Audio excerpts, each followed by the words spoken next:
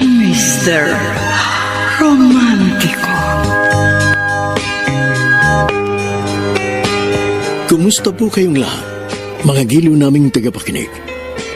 Inaanyayahan ko po kayong pakinggan ang pagsasadula ng mga liham kasaysayan ng pag-ibig na padala ng ating mga taga-subaybay at bibigyan buhay ng inyong mga paboritong bituin sa radyo.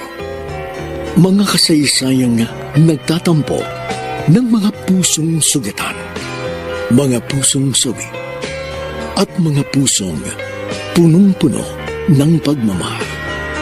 Lahat pong yan dito sa ating dulang. Mr. Romantiko.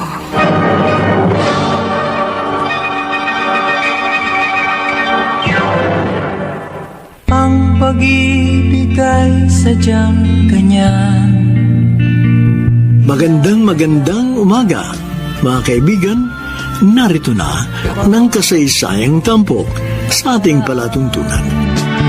Mamahalin kita maging sino ka man. Itay, bakit hindi positibo isipin ninyo sa halip na negatibo? Matanda na ako. Nagiging sakitin na. Mas mapapanatag ang loob ko kung kapiling ka namin ng inay mo. Para rin po sa inyo ni Inay. Kaya gusto ko magbaka sakaling mapaganda ang buhay natin. Basta, huwag kang umalis dito sa probinsya. Itay! Yun ang desisyon ko. At hindi na magbabago kahit na ano pa ang sabihin mo.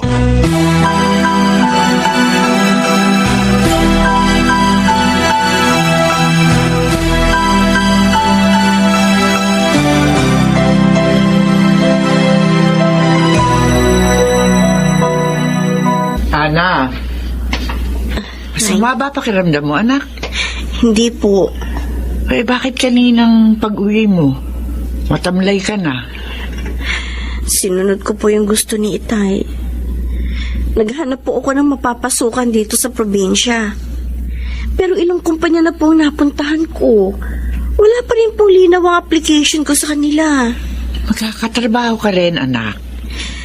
May iba naman po nangangailangan ng tauhan. Ang trabaho naman po doon ang malayo sa natapos ko. At saka mababa ang sweldo. Eh, huwag kang mawalan ng pag-asa.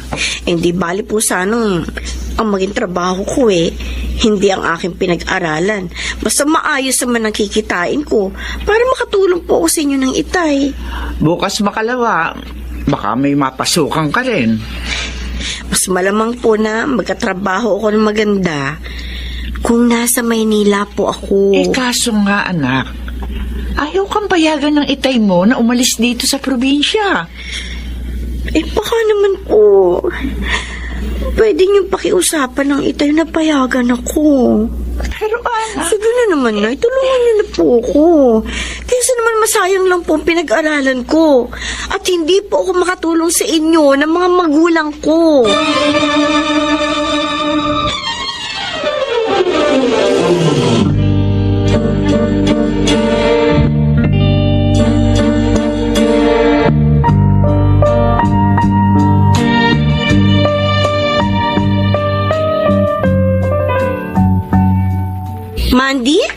Mandy Alejo?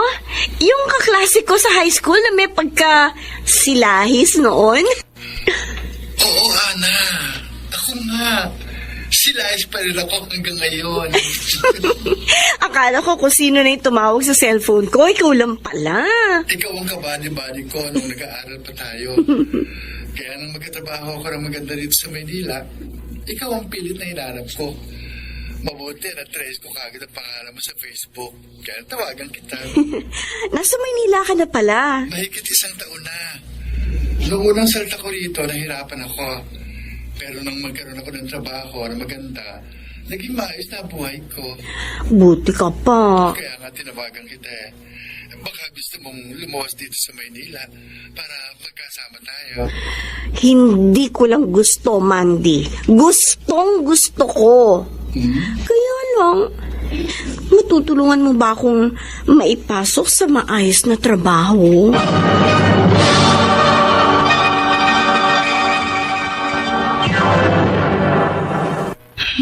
Mr. Romantico. Mahal kita. Mr. Romantico, tiniyak sa akin ng kaibigan kong si Mandy na maipapasok niya ako sa magandang trabaho sa Maynila. Halos maglumuhod ako sa pakiusap sa aking mga magulang.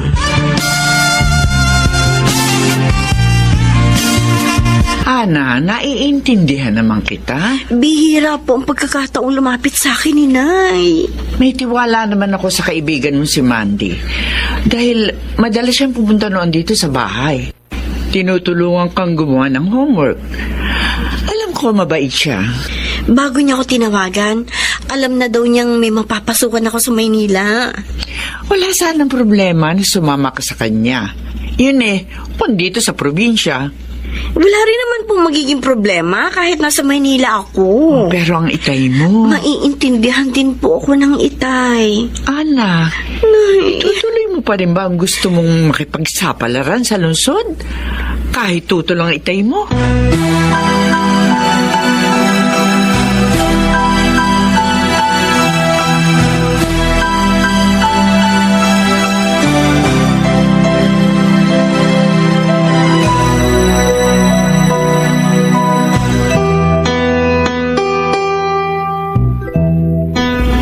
Ano, Ana?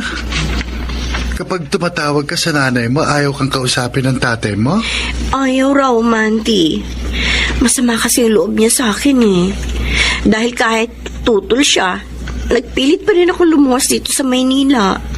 Eh kung hindi mo naman ginawa yun, baka mahirapan na akong maipasok ka rito sa tindahan ng kondo. Dahil malamang, iba na ang kuning tindera dito ng may-ari nito, kahit kaibigan ko siya.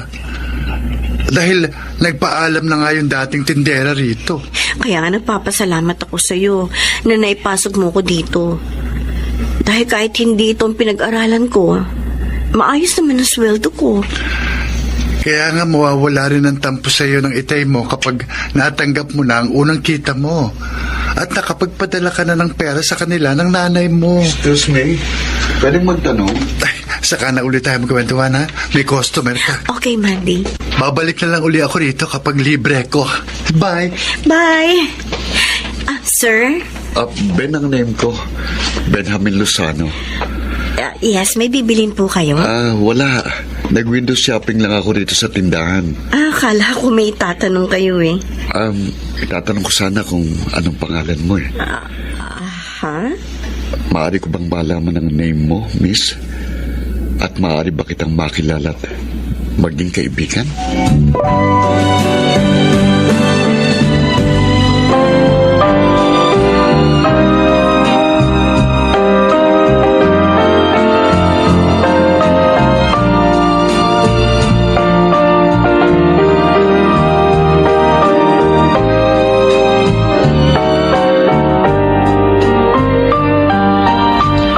Norman, gabi na. Hindi ka pa ba matutulog? Hindi pa ako inaantok. Niisip mo na naman si Ana. Hindi mawawala ang pag-aalala ko sa kanya hanggang hindi siya umuwi rito sa probinsya. Magpapadala daw siya ng pera sa atin kapag sumweldo na siya sa Makalawa. Hindi ko kailangan ng perang ipadadala niya. Norman! Hanggang hindi nagbabalik dito sa probinsya ang anak mo, hindi mawawala ang hinanakit ko sa kanya.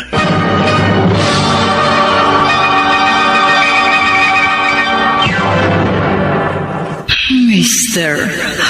Romantico. Mahal kita. Kahit ipinaalam na sa akin ng inay ko, Mr. Romantico, ang hinanakit ng aking ama, hindi ako nagbalik sa probinsya. Lalo't nahulog na ang loob ko kay Ben.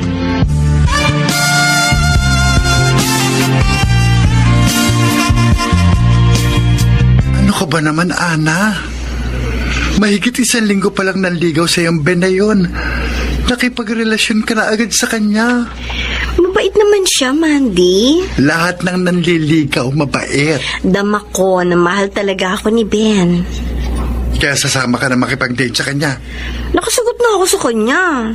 Napaglabas ko dito sa tindahan sa linggo, mamamasyal kami, kakain sa labas. Hana, Ano? hindi mo pa lubos na kilala ang boyfriend mo. Huwag kang labis na pakatiwala sa kanya. At baka magsisi ka.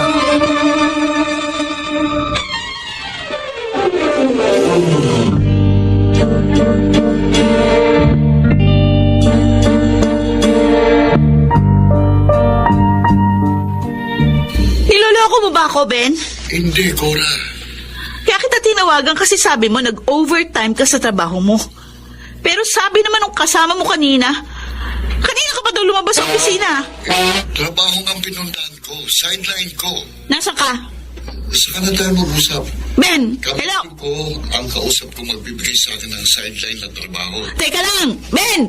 Hello? Ben!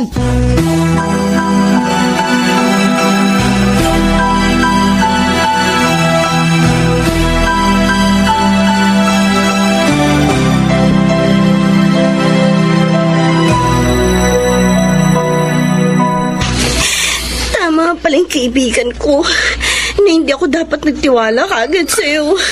Ana, huwag kang umiyak. Please. Mga ako. Teka, huwag kang magalit sa akin.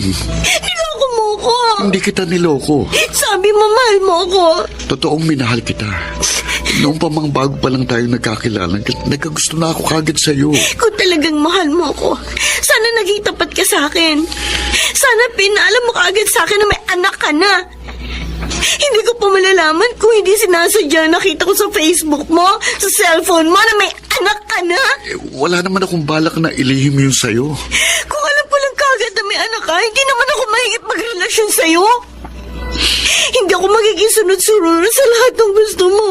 Hindi ako sasama sa'yo sa motel na to. Wala namang problema na nagkaanak ako sa ibang babae. Kung akala ko pa naman, ako ang unang babae sa buhay mo. Kaya laki pa sa salamat ko na nakilala kita. Naging tayo. Yung pala, wala akong dapat na ipagpasalamat. Dapat pala mainis ako sa sarili ko. Mahiya ako sa ibang tao dahil naging tanga ako. Nagtiwala ako, nagmahal sa isang lalaking hindi na malaya. Ana, malaya pa ako. Ana, Kuya Kapin. wala kang dapat ipagsising nagtiwala ka at nagmahal sa akin.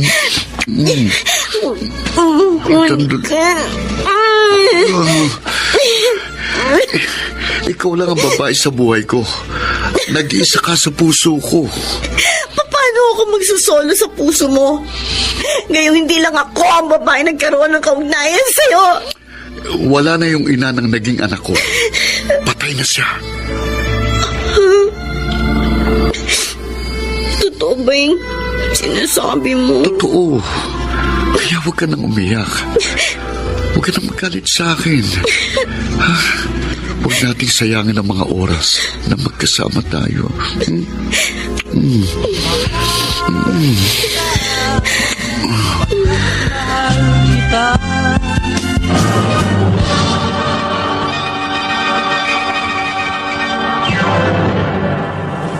Mr. Romantico. Dear Mr. Romantico, sa kabila ng pagtutol ng aking ama, lumuwas ako ng Maynila at namasukhang tindera sa isang kondo. Doon ko nakilala si Ben na naging masugid sa panliligaw sa akin at nahulog ang loob ko. Kaya nakipagrelasyon ako sa kanya. Subalit matapos kong ipagkatiwala sa kanya ang aking sarili, saka nalantad sa akin na may asawa't anak na ang boyfriend ko. Norman. Norman. Bali, masama ang tunog ng ubo mo. Wala ito, Ano bang wala eh? Hirap na hirap ka. Nasa mid lang ako. Ang mabuti pa, huwag ka na muna magtrabaho ngayon sa bukid. Hindi maaaring hindi ako magtrabaho.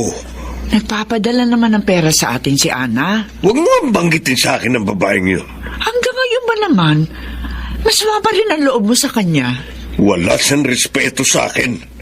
Mabait ang anak mo. Binaliwala niya ang pagiging magulang ko. Gusto lang ng anak mo na makatulong sa atin. Pwes, gawin niya ang gusto niya. At bahala na siya sa buhay niya.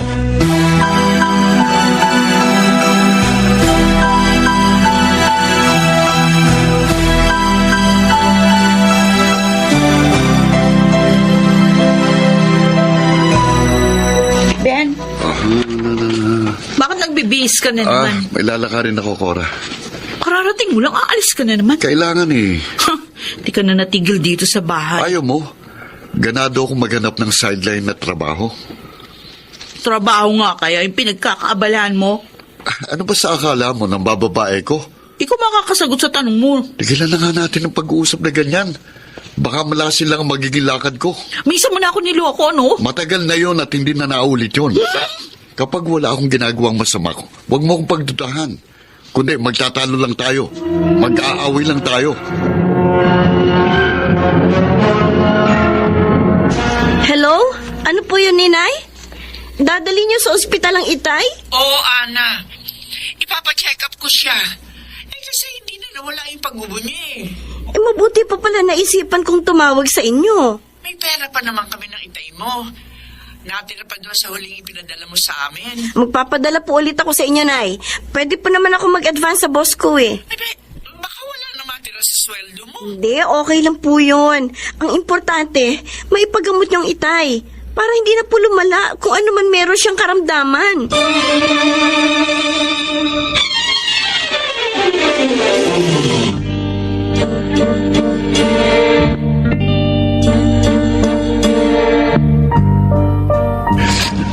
Well, malaki pala ang gastos sa pagpapacheck up dito sa ospital. Marami kasing kailangan gawing pagsusuri sa Norman eh.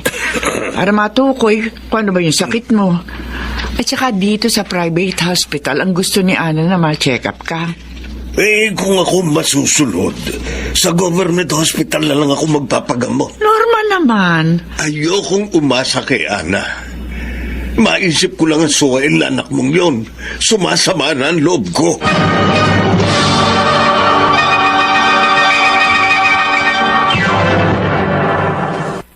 Mr.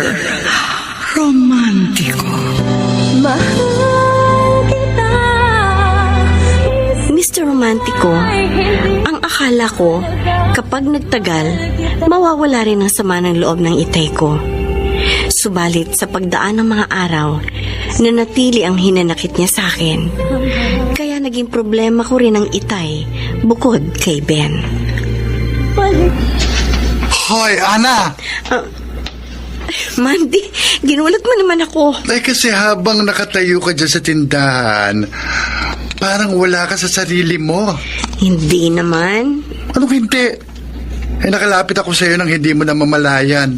Hindi, may iniisip lang ako, kaya hindi kita napansin kaagad. Sino? Si Ben na naman. Okay, hindi na ako magkakaila sa'yo, Mandy. Matagal na tayong magkaibigan, kaya open book na sa yung buhay ko. Open book din naman sa'yo ang buhay ko eh. Pero tama ako, hindi ba? Yung boyfriend mo ang gumugulo sa isip mo. Nasabi ko na sa'yo, nalaman ko may anak siya. Pero patay lang ina ng naging anak niya. Yun ang sabi niya. Hindi ka naniniwala kay Ben? Baka sinabi lang niyang patay na yung nanay ng anak niya para patuloy pa rin na maging kami. Kung ganyang nagdududa ka sa katapatan sa iyo ng boyfriend mo, magpapatuloy ka pa ba sa pakikipagrelasyon sa kanya?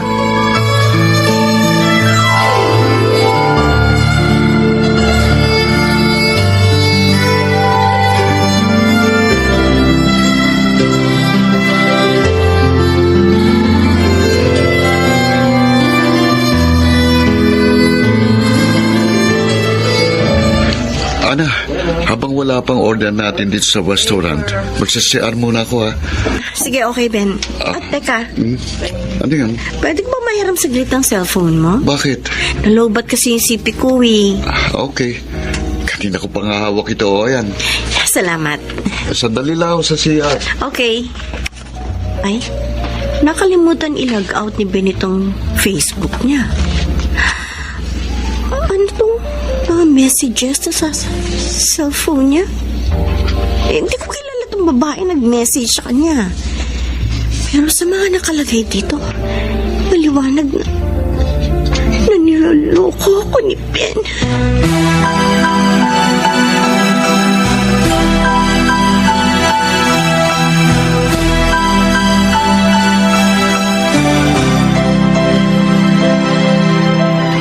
Hello? Yes? Oo, si Cora nga ito.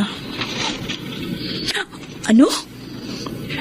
Meron na namang bagong girlfriend si Ben? Ay. Salamat sa pagtawag mo, ha? Salamat din sa pagsusumbong. Hindi talaga mapagkakatiwalaan ng Ben na yun. Wala siyang pagbabago. Babaero?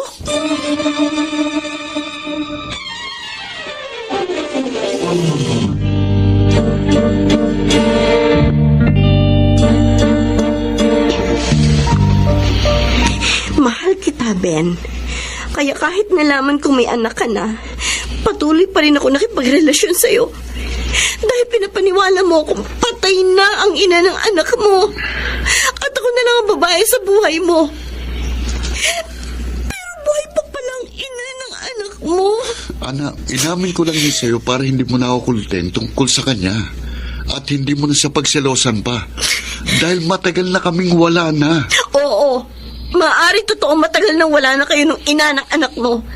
Pero hindi totoong ako lang ang babae sa buhay mo. Dahil bukod sa amin nung naging ina ng anak mo, may iba ka pang karelasyon. Wala naman akong balak itago yun sa'yo. Sinabi mo lang yan dahil nabuko na kita. Pero ang totoo, wala kang balak ipaalam sa akin ng tungkol sa inyo ng ibang girlfriend mo. Nagkataon lang na nakalimutan mo ilagaw tong Facebook mo. Ha? Kaya nang hiramin ko cellphone mo, nabasa ko sa Facebook mo ang mga messages niyo ng babaeng girlfriend mo na pala bago palang naging tayo. Ana, hindi natin siya dapat pagtalunan. Napakasakit ang ginagawa mo sa akin, Ben. Ana, Sobrang sakit.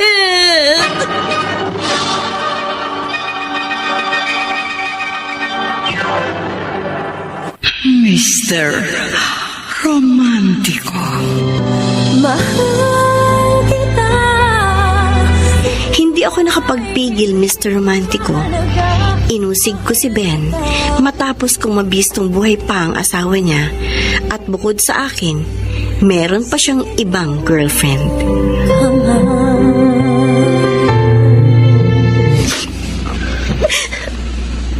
Ana, narito ka sa tindahan, nag-emote ka. Mandy, hindi ko lang mapigil ang sarili ko. Baka may lumapit sa yung customer, mailang. Naiiyak ako kasi naiinis ako eh. Kay Ben? Sa sarili ko.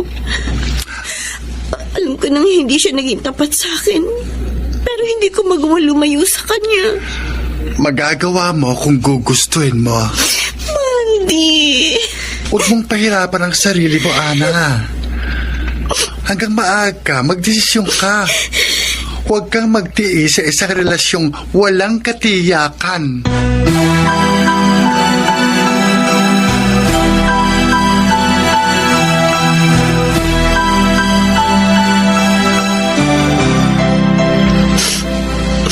Ana, 5 buwan na tayo.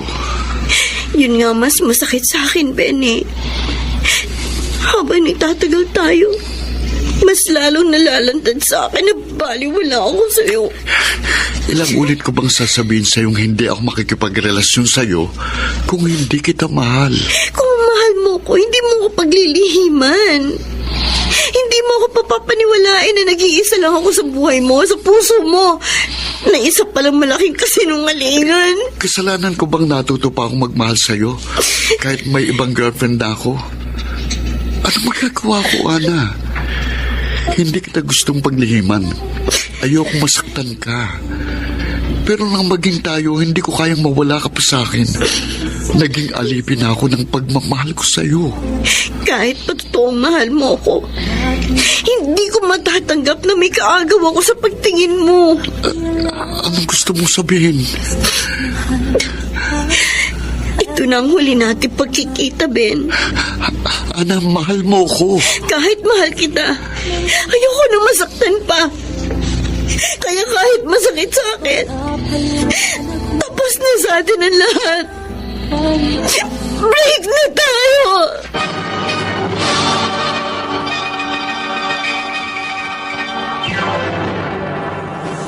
Mr.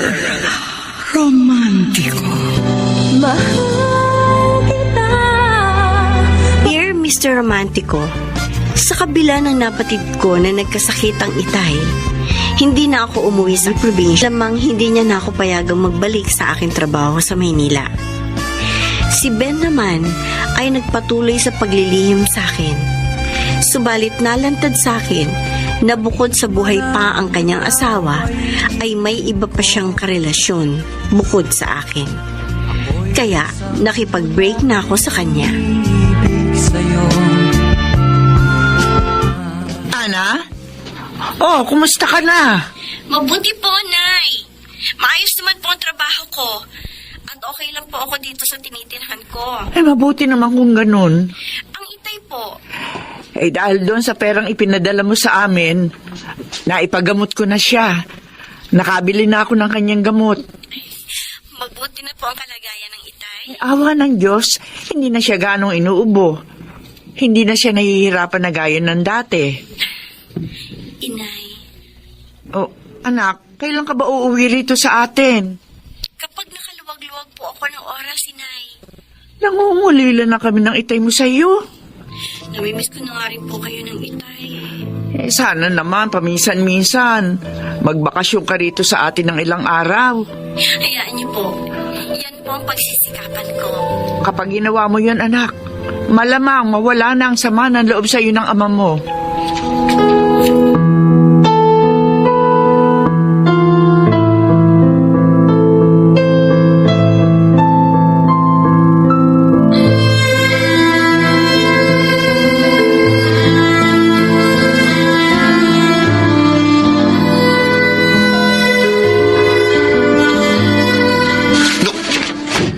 Sige.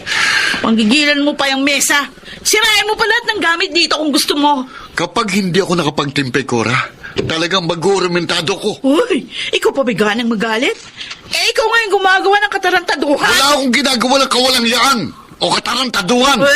Alam kong hindi magsisinungaling yung nagsumbong sa akin na nakita ka na may kasamang ibang babae, Eh, no? di ba iwasang magkaroon ako ng kasamang babae dahil kung sino-sino kinakausap ko para magkaroon ako ng sideline sa trabaho. Sinabi ko na sa'yo, Ben, ha? Sa lahat ng ayoko, yung niloloko ako! Sinabi ko na rin sa'yo na huwag mo akong pagbibintangan ng hindi ko ginagawa at mag-aaway tayo. Sige lang, malalaman ko din kung nagsasabi ka nga ng totoo. Cora! Kapag napatunayan ko na niloloko mo ako, tatapusin ko ng lahat sa atin!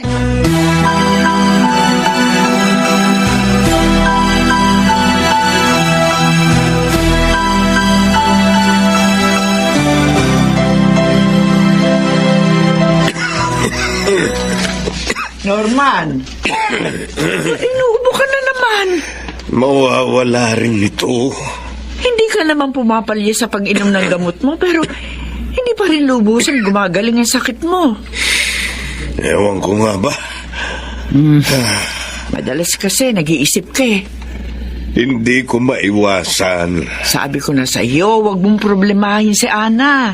Kahit naghihinanakit ako sa kanya, hindi ko maiwasang mag-alala pa rin sa kanya.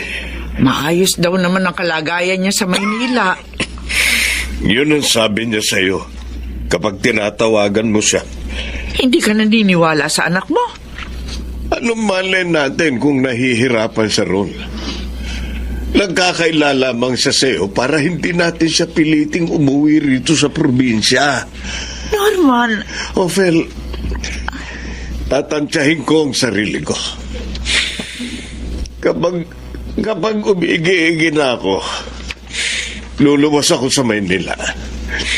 Aalamin ko ang totoong kalagayan ni Ana.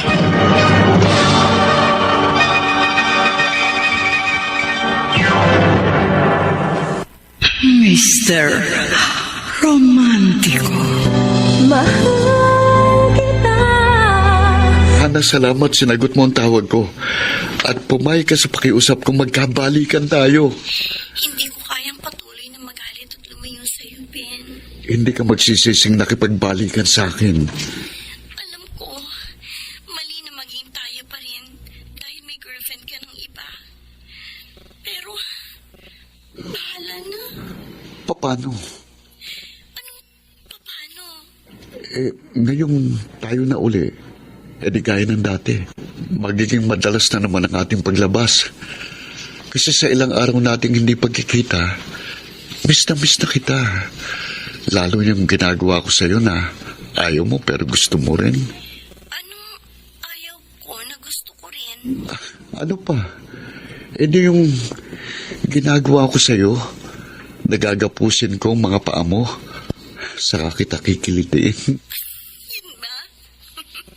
Akala ko pa naman kung ano na yung tinutukoy mo. Ano bang nasa isip mo?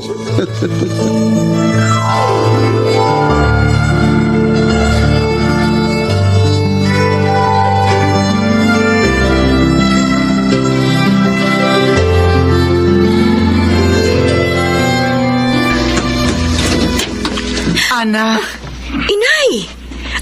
Mano po? ay kaawaan ka ng Diyos. Pasok ho kayo. Maupo ho kayo. Mabutit napasyal kayo dito sa tinitirahan ko. Talagang pinutnahan kita, anak. Alam mo naman may sakit ang itay mo. Siya nga ang gustong dumalaw sa iyo pero hindi niya kaya. Naparito po kayo sa kondo. Nagpapadala naman ako sa inyo ng pera kapag sweldo ko. Hindi lang pera ang kailangan namin, anak. Gaya ng itay mo, matanda na rin ako. Hirap na ako mag-alaga sa itay mo. Idadalawa na nga lang kami sa bahay. Parang alam ko na po ang gusto ninyong sabihin. Anak, kailangan ng itay mo ang pag-aalaga. Kapag umuwi po ako sa atin at nag-asikaso kay Itay, siguradong papalitan po ako ng amo ko sa aking trabaho at mahihirapan na po ako makatagpo uli ng maayos na hanap buhay. Kahit pa paano, makakaraos tayo sa pagtitinda-tinda ko ng ulam. Kapag umalis po ako sa trabaho ko, mahirap na ako makabalik pa. Ana, mas pahalagahan mo pa ba ang trabaho mo? Kaysa sa magulang mo? Hindi naman po sa ganun. Pero kapag umuwi po ako, matatali na ako sa pag-aalaga kay Itay. Hindi na kami magkikita ni Ben. Ha? Anong ibinulong mo? Wala pa, Nay. Ang sabi ko po, mahirap nang mawalan ako ng trabaho. Lalo po sa panahon ngayon. Hindi talaga kita mapapakiusapang umuwi sa probinsya. Pasensya na po. Inaasahan pa naman ng itay mo na pag-uwi ko makakasama na kita. Dahil sabi ko sa kanya gagawin ko ang lahat para mapakiusapan kang umuwi sa atin. Sorry po talaga. Wala kang pagmamalasakit sa ama mo. Nay! Mas mahalaga pa sa'yo ang trabaho mo kaysa magulang mo, Ana. Makasarili ka. Wala kang kwentang anak.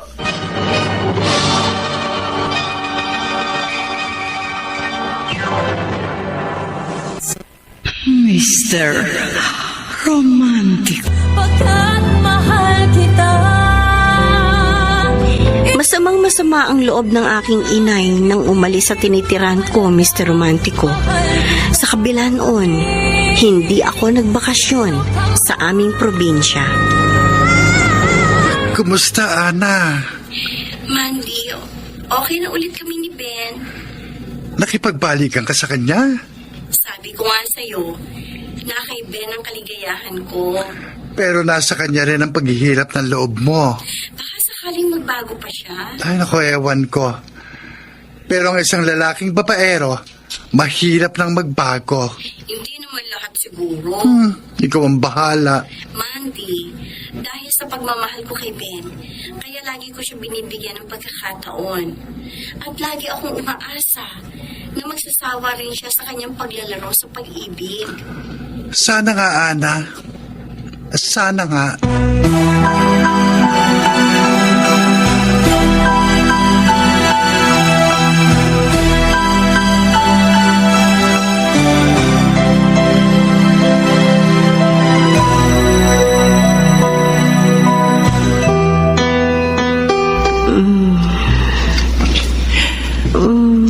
ngayon ka lang dumating, Ana. Matagal na panahon mo na kaming tinikis. Lalo na ang iyong ama. Inay, pasensya na po. Ngayon lang po ako nagkaroon ng pagkakataon makapagbakasyon sa aking trabaho. Pagbibigyan mo rin pala ang pakiusap ko. Uuwi ka rin pala rito sa probinsya para dalawin ang itay mo. Pero huli na. Huli na, Nay? Wala na ang tatay mo. Wala nang itay. Bago ka dumating, sinumpong siya ng kanyang sakit. Tuluyan na siyang nalagutan ng hininga. Hindi. Itay! Ayan ang ama mo sa kwarto, Ana. Wala na siya buhay. Itay! Itay ko!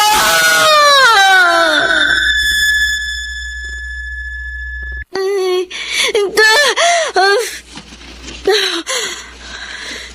salamat. Panaginip lang pala ang lahat. Pero, bakit ako na naginip ng gano'n? Ay, Diyos ko.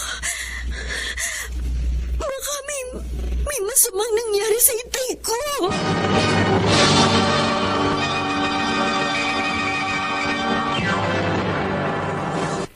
Mr. Romantico. Mahal kita. Dear Mr. Romantico, nasaktan ako nang makipagkasira kay Ben. At madalas pa rin siya ang laman ng aking isip at puso. Kaya nang tumawag siya sa akin, muli akong nakipagbalikan sa kanya. Kasunod noon, dinalaw ako ng isang masamang panaginip na may masamang nangyari sa aking ama. Nang ikaw ay ibigin ko. Opel, sabi mo ba kay Ana na madalas sumasakit ang likod at dibdib ko? Ay, oo, Norman. Pinaalam ko rin sa anak mo na kahit nakainom ka na ng gamot, panay pa rin yung pag-ubo mo. Hindi ko kasi mapigil ang pag-ubo. Hindi na yata gagaling ang sakit ko. Ay, huwag ka mawala ng pag-asa. Gaya ng dati, teka. Hahagurin ko ang dibdib at likod mo. Habang nagtatagal, lalo ako nanghihina. Lalong lumalala ang... Gagaling ka rin. Lalakas ka rin. Gagaling ako kung nandito si Ana. Bakit ba hanapin mo ang wala? Kailangan ko nang mag-aasikaso sa akin. Ano ka ba? Narito naman ako Naawa ako sa iyo. Sabihin mo lang sa akin kung anong gusto mo. Gusto kong bumago ng higa. Ganun ba? Pero hindi ko kayang kumilos mag-isa. Aalalayan kita. Gaya ng dati. Oo, kumapit ka. Dahan-dahan. Ayan. Kumikirot ang dibdib at likod ko. Basta, sabihin mo lang kung anong pwesto ang gusto mo. Aalalayan kita. Hindi ko maintindihan ang katawan ko. Kahit maayos ang pwesto ko, nakakaramdam ako ng kirot. Kaya gusto ko ng pabago-bagong posisyon. Maya't maya gusto kong maupo o mahiga, pero pag ikaw ang nag-aasikaso sa akin, nakikita kong nahihirapan ka rin. Ano ka ba? Huwag mo ko intindihin. Pero matanda ka na rin. Sa kaunting kilos mo, madali ka nang mapagod at hingalin. Makapagtitiis ako. Kapag nakikita kong nahihirapan ka sa pag-aasikaso sa akin, lalo akong nahihirapan. Ano magagawa natin? Ayaw ni Anang umuwi para alagaan ka. Anong klase siyang anak? Mas pinahahalagahan pa niya ang trabaho niya kaysa sa magulang niya. Wala siyang utang na loob. Utang niya sa atin ang kanyang buhay. Durugin man ang mga butot laman niya, hindi pa rin siya makakabayad ng utang na loob sa atin. Norman, Kailan siya uuwi? Kailan niya ako bibigyan ng halaga kaysa sa trabaho niya? Kapag huli na ang lahat, kapag patay na ako,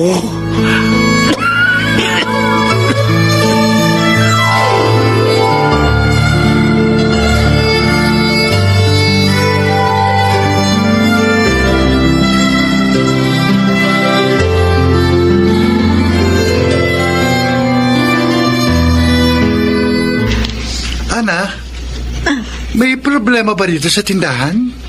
Wala, Mandy. Huwag mo sabihing bago lang kayo nagkakabalikan ni Ben na may problema ka na naman sa kanya. Hindi.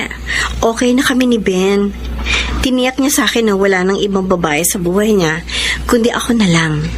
O anong dahilan ng kalungkutan mo? Tumawag ako sa nanay ko Oh. para kumustahin ang itay ko. Kasi nga nanaginip ako ng hindi maganda kay itay. Hindi sinasagot ng inay ko yung mga tawag ko sa kanya Baka naman may problema lang ang cellphone ng nanay mo. Masama ang loob niya sa akin, Mandy. Naghihinanakit na rin sa iyong nanay mo? Kagaya ng iyong ama? Oo. Kasi nung minsan pinuntahan niya ako at pinakiusapang umuwi sa probinsya, hindi ko siya pinagbigyan Maintindihan ka rin ang magulang mo. Sana nga, Mandy. Dahil kahit okay kami ni Ben, hindi lubusang mapapanatag ang loob ko kung alam ko may sama ng loob sa akin ang aking mga magulang.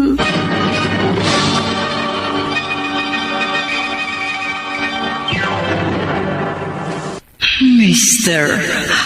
Romántico. Mahal kita. Mr. Romantico, upang mapanatag ang loob ko, umasa na lang ako na isang araw, mawawala rin ang hinanakit sa akin ng mga magulang ko.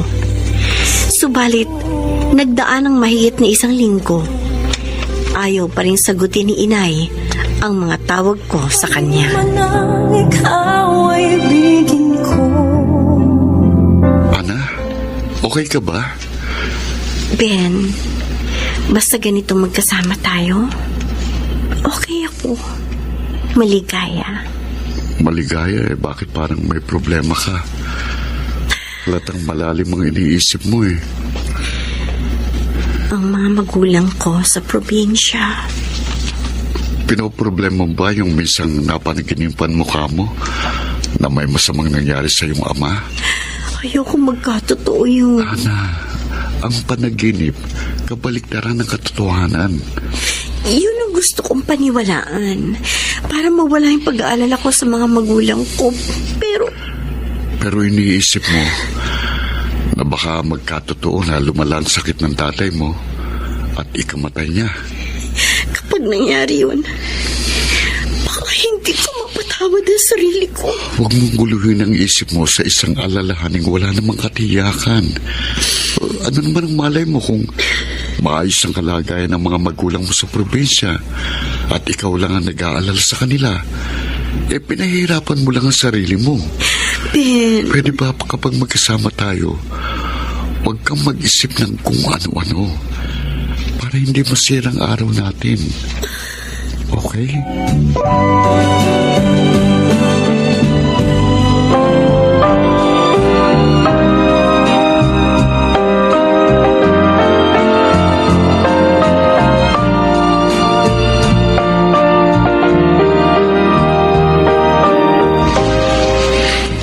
Mandy, malamang hanggang ngayon, nagdaramdam pa rin sa akin ang inay at itay ko. Malamang yun, Ana. Hindi ko kasi mapagbigyan ng pakiusap nilang umuwi ako sa amin at mag-alaga sa itay ko. Maiintindihan pa sana kita kung ang trabaho mo ang talagang dahilan. kaya hindi ka makauwi sa inyo para mag-alaga sa mga magulang mo. Pero alam kong jowa mo ang dahilan kaya ayaw mong umuwi sa inyo. Ayaw mong magkalayo kayo ni Ben. Anong gagawin ko? Alam kong kapag hindi na kami nagkita ni Ben, malamang na lalo siya mabuyo sa pagkikipagrelasyon sa iba. At makalimutan niya na ako. Mas pahalagahan mo ang jowa mo kaysa sa magulang mo. Tapos ngayon, iiyak-iyak ka.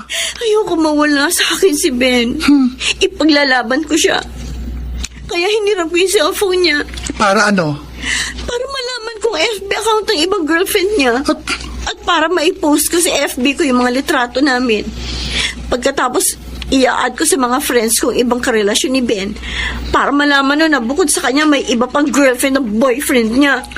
Kapag ginawa mo yun, malamang mag-aaway si Ben at yung ibang jowa niya. Yon talaga ang gusto kong mangyari. Ang mag-away sila. At magkahiwalay. Para masolo ko si Ben. At wala na akong maging kaagaw sa puso niya.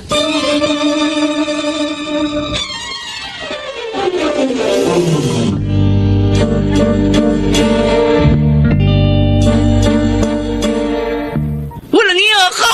Aray ko! Bakit po ako sinampal? Kulang pa yan sa ginawa mong panluloko sa akin! Teka, hindi kita maintindihan. Huwag ka nang magmaang-maangan pa! Bistado ko ng bukod sa akin, meron ka pang ibang girlfriend! Sino nagsabi sa'yo? Huwag mo nang alamin kung sino nagsumbong! Malinaw ang mga pictures nyo ng Ana na yon na nag-add at nag-post sa mga picture nyo sa FB ko!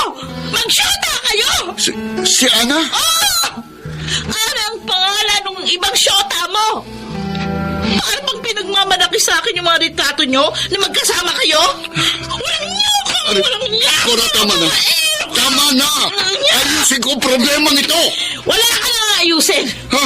Tapos na sa atin ang lahat!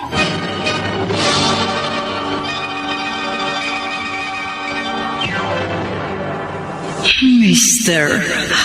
Romantico. Mahal kita. Mr. Romantico, gaya ng nais kong mangyari, nagkalabuan si Ben at ang iba pa niyang girlfriend.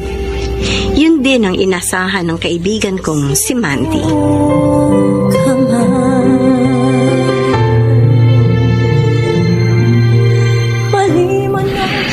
Ano kung nagkalabuan kayo ng ibang jowa mo, Ben? Dahil kay Ana. Mandy, hindi tamang ginawa niya. Walang mali sa ginawa ng kaibigan ko. Huwag mo siyang kampihan. Tama lang na ipaglaban niya ang karapatan niya. Wala siyang karapatang siraan ako. Nagtiwala sa'yo si Ana, pero niloko mo siya. Wala kang pakialam sa aming relasyon. Tapos ngayon nagagalit ka? Nag-post lang naman si Ana ng mga picture niyo sa FB. Dahil nga sa ginawa niyang yun, napasama ako sa iba. Kaya kukumprontahin ko siya. Wala nga si Ana rito sa tindahan ngayon. Anong wala? Dahil may pinuntahan sila ng amo niya. Kaya ako muna ang nakatao dito. Huwag mong itago sa akin ang kaibigan mo. Ang hirap mong kausapin. Ilabas mo siya. Kapag hindi mo nilabas si Ana, Ano? baka masaktan ka sa akin. Ha! Takutin mo, lelang mo. Hindi kita tinatakot. Ito pruweba. Bakit?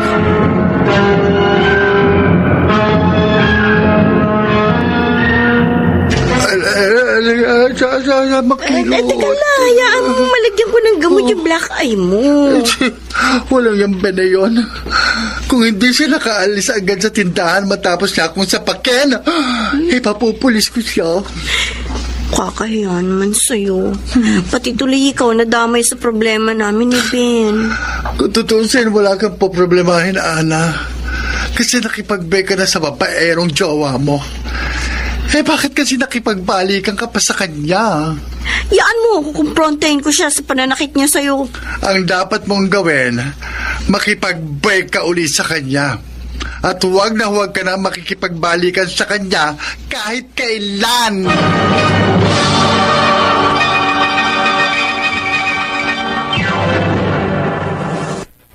Mr. Romantico. Mahal kita. Dear Mr. Romantico, ipinagdasal ko na lamang na hindi magkatotoo ang panaginip ko na may masamang nangyari sa aking ama. At sana'y mawala na ang hinanakit sa akin ng aking mga magulang. Kay Ben natuon ang aking panahon at atensyon dahil nagalit siya sa akin at sinaktan niya ang kaibigan kong si Mandy. Ibigin ko.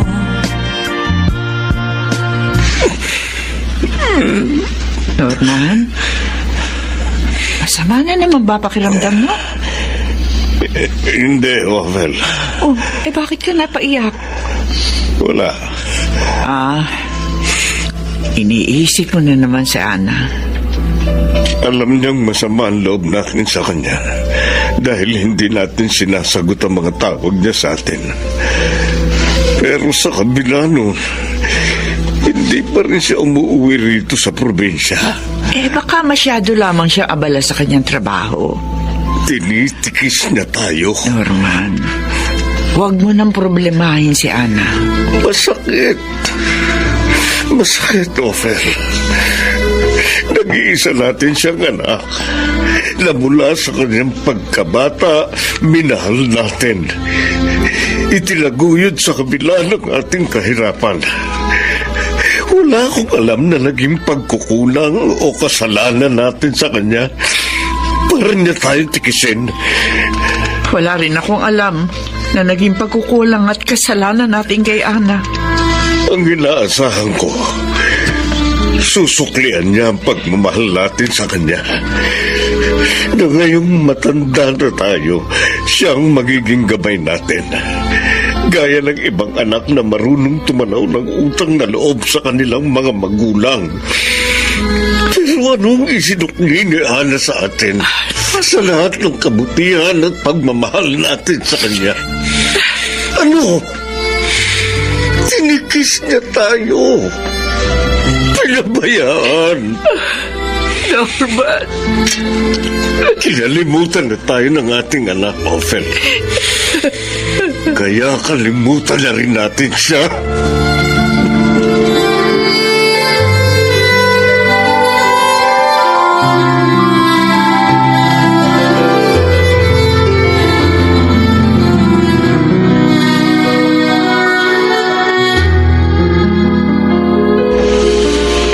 Ben, kanina pang pagdating mo, wala ka ng kibo.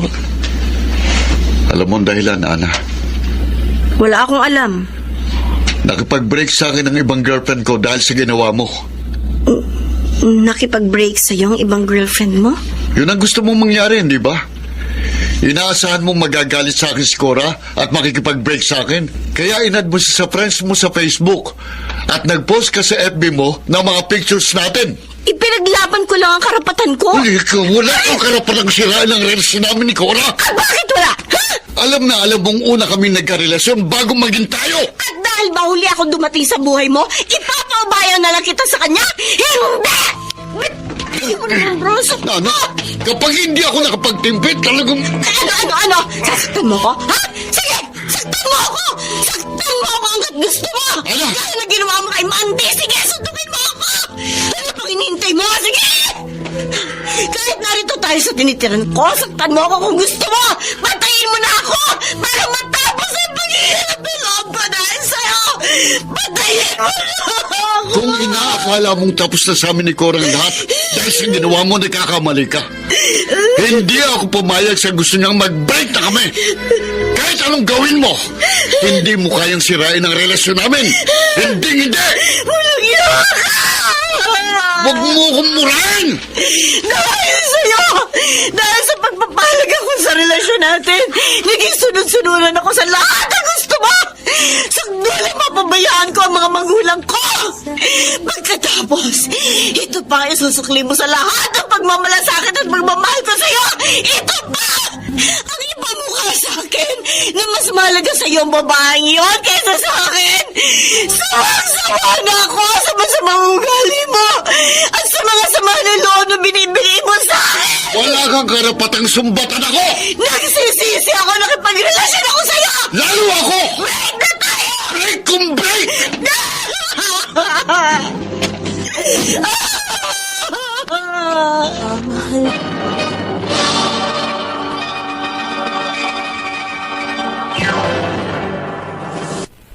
Miss Mr. Romántico. Mahal kita. Higit ang naging kirot sa puso ko, Mr. Romantico, sa pangalawang beses na nakipagkasira ako kay Ben. Dahil ipinangako ko sa aking sarili na hindi na uli ako makikipagbalikan pa sa kanya.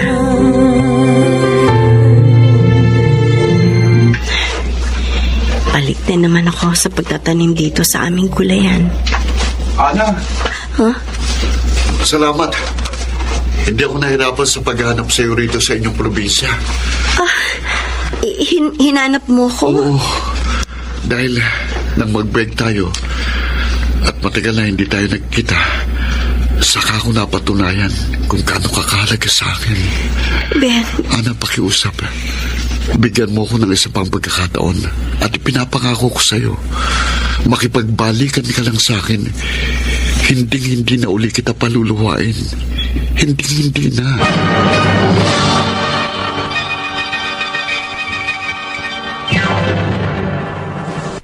Mr.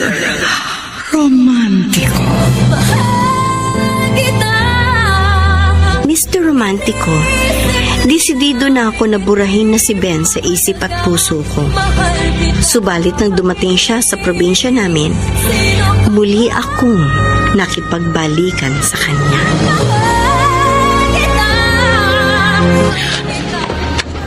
Ben? Cora? Cora? Nagbalik ka? Oo. Hindi ko pala kayang mawala ka ng tuluyan sa buhay ko. Nakipag-break ka na sa akin. Hindi na mauulit yun.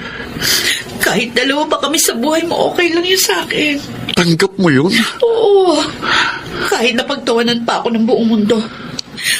Ang importante, hindi ka tuluyang nawala sa buhay ko.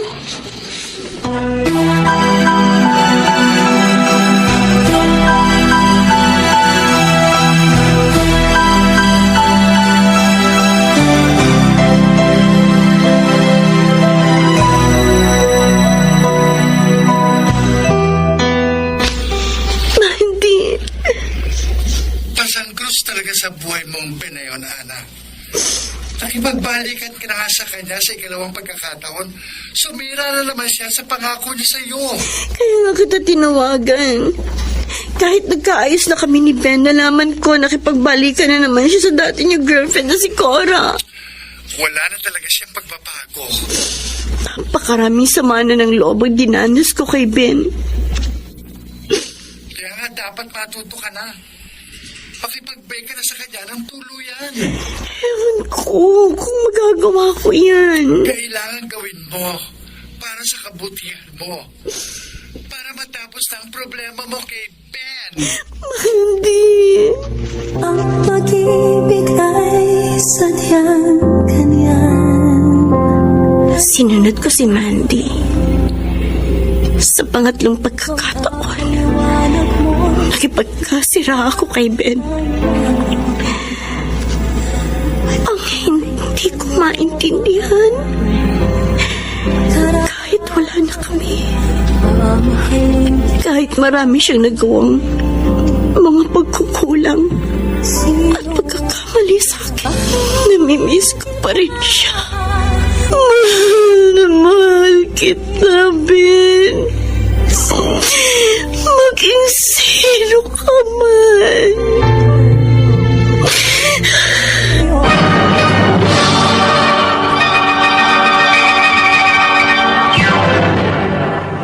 Mr.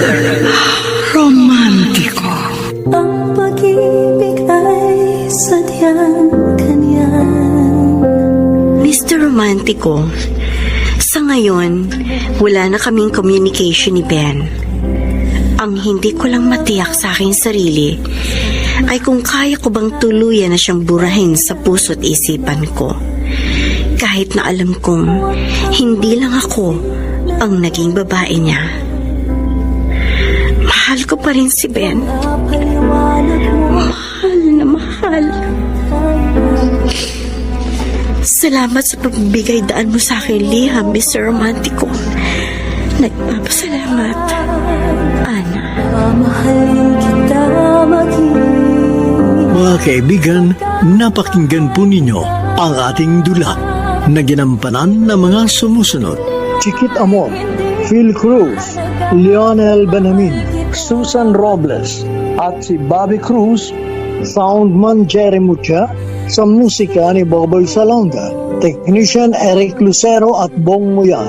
Ang kasaysayang inyong napakinggan ay mula sa panulat ni Orly Aquino. Sa direksyon ni Rosana Villegas. mga giliw naming tagisbaybay, huwag kaliligtaang abangan ang bawat kabanata ng magagandang kasaysayang tampok sa ating palatuntunan. Hanggang sa muli, ako po ang inyong Mr. Romantiko. Mahal kita